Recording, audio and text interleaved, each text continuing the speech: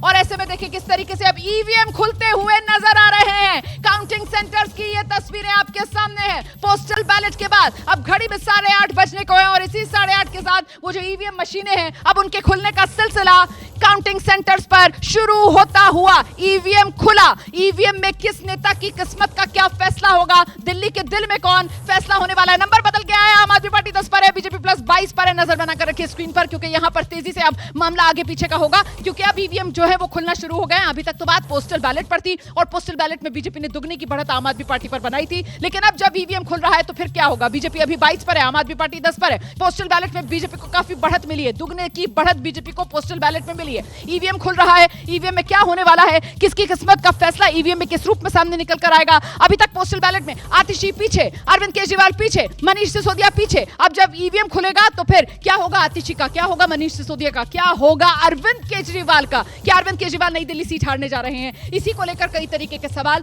फैसला जनता कर चुकी है, बस आज फैसला सामने आना है क्योंकि आज नतीजों का दिन है। प्रोफेसर साहब नहीं, मैं आपको रुमाना एक ये कहना चाह रहा था कि जब आप पोस्टल बैलेट्स को देखते हैं तो आप समझिए ये मतदाता उस मतदान क्षेत्र से दूर हैं।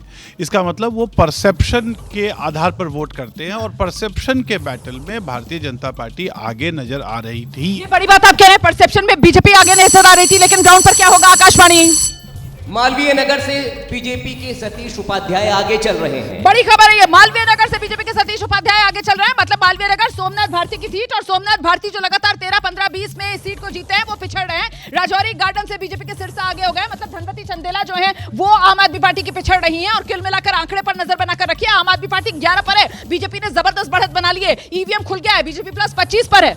अगर आप पैटर्न देखिए तो वोट शेयर बीजेपी का हमेशा से बढ़ा है और अभी जो आपको दिख रहा है वो मुझे लगता है यही लाइन आगे भी चलेगी, यही पैटर्न चलेगा।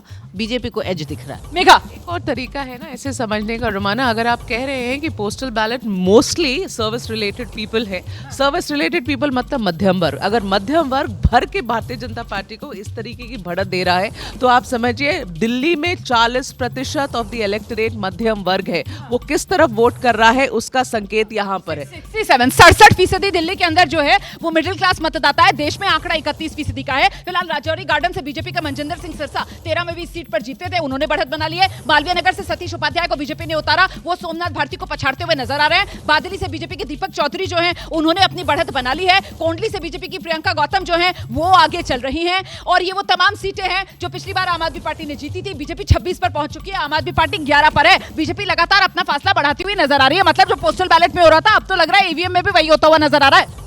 अभी तो यही लग रहा है। मैं लेकिन ये कहना चाहूंगा कि चुनाव प्रक्रिया की बात हो ही रही है तो ये क्या थोड़ा सरप्राइजिंग नहीं है कि हाल के किसी भी चुनाव में ऐसा नहीं हुआ।